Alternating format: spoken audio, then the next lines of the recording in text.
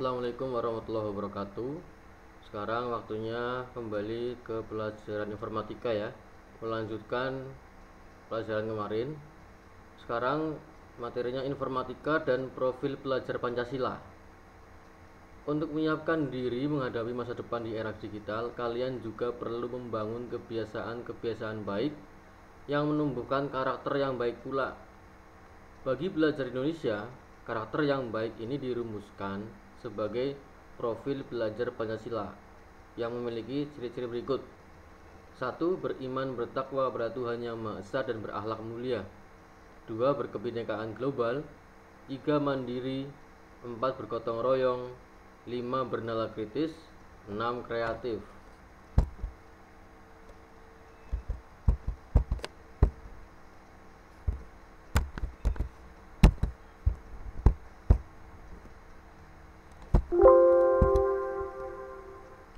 Nah, melalui mata pelajaran informatika, kalian akan belajar juga menumbuhkan karakter tersebut sebagai warga dunia nyata dan sebagai warga dunia maya.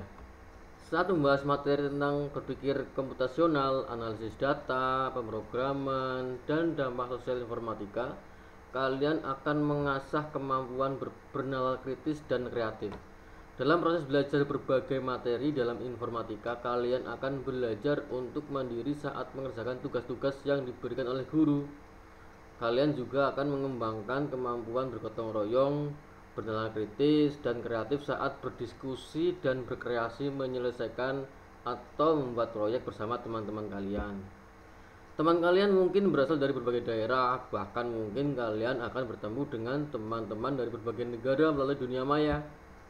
Saat itulah kalian akan belajar menumbuhkan toleransi dan saling menghargai antar teman yang beraneka ragam latar belakangnya. Hal itu tentu dilakukan karena kita meyakini bahwa semua makhluk ciptaan Tuhan Yang Maha Esa itu baik dan harus dihormati.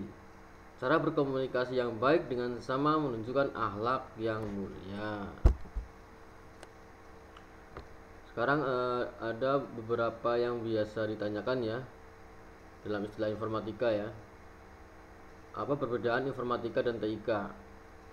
Menurut UNESCO 2006, yang dimaksud TIK adalah semua bentuk teknologi yang dipakai untuk mengirimkan, menyimpan, menciptakan, membagikan, atau mempertukarkan informasi.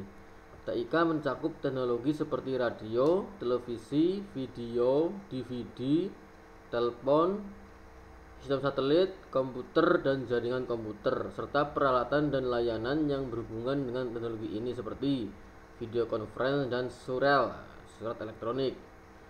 Informatika adalah bidang ilmu yang mencakup 5 elemen, yaitu berpikir komputasional, teknologi informasi dan komunikasi, teknik komputer, jaringan komputer dan internet, analisis data, algoritma dan pemrograman, dampak sosial informatika, dan praktikal lintas bidang.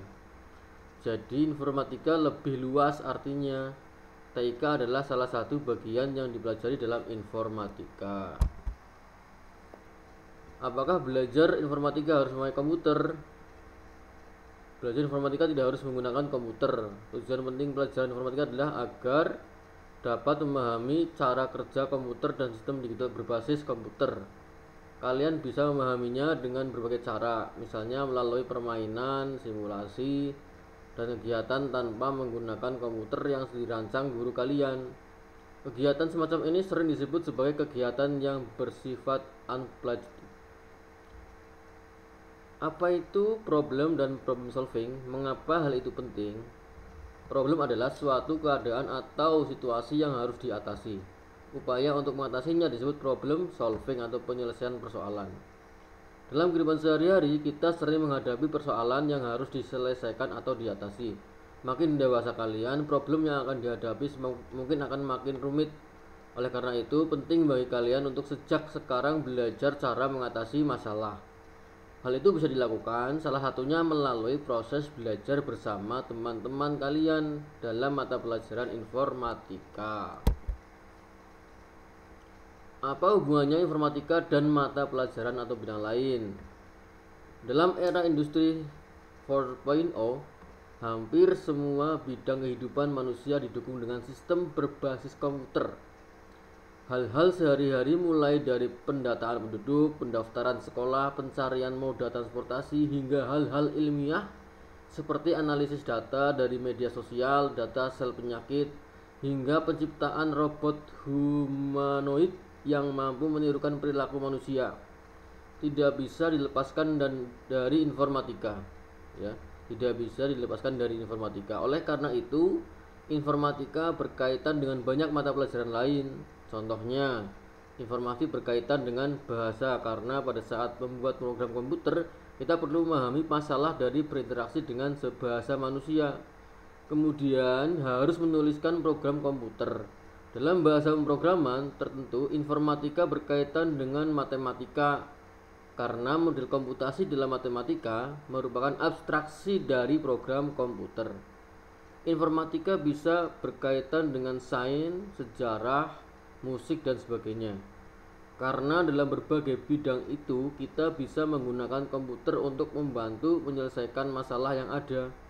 Ada banyak tools atau perkakas berbasis komputer yang juga tersedia untuk belajar dan mencari informasi serta bahan belajar.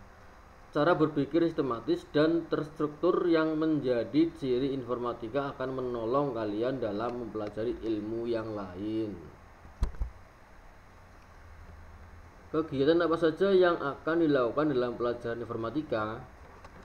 Untuk membantu mendalami materi dalam informatika, kalian akan menjalani proses belajar dengan berbagai bentuk. Contohnya, pembelajaran berbasis proyek, pembelajaran berpusat pada siswa, pembelajaran berbasis inquiry. Dalam pembelajaran berbasis proyek, kalian bersama teman-teman dalam kelompok akan membuat karya atau proyek untuk menerapkan pengetahuan yang telah kalian pelajari. Kemudian dalam pembelajaran berbasis inquiry, kalian akan bereksplorasi secara mandiri untuk suatu topik yang diberikan oleh guru. Dalam PBL dan IBL, kalian sebagai siswa adalah aktor utama di kelas karena kalian akan belajar menjadi mandiri, menemukan ide, berpendapat, berkreasi, dan menyampaikannya ke orang lain. Pembelajaran seperti inilah yang disebut pembelajaran yang berpusat pada siswa. Ini akan menumbuh kembangkan kalian menjadi ilmuwan yang berpikir kritis dan kreatif.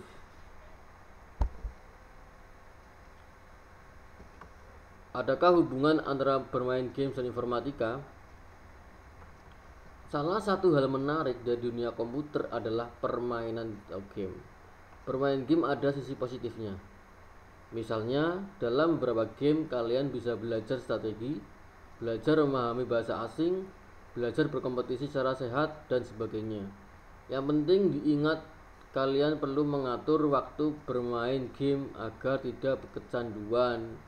Dengan demikian, kalian akan sekaligus belajar mengatur waktu. Nah, dalam pelajaran informatika, kalian juga akan belajar bagaimana membuat game sederhana menggunakan bahasa program visual. Pasti kalian akan bangga bisa menciptakan karya yang bisa kalian tunjukkan pada teman-teman, orang tua, dan ibu bapak guru. Ya, demikian untuk pertemuan hari ini ya. Kita lanjutkan pertemuan besok. Jangan lupa menjaga protokol kesehatan, menjaga kesehatan, dan selalu mementingkan belajar ya. Sekian, assalamualaikum warahmatullahi wabarakatuh.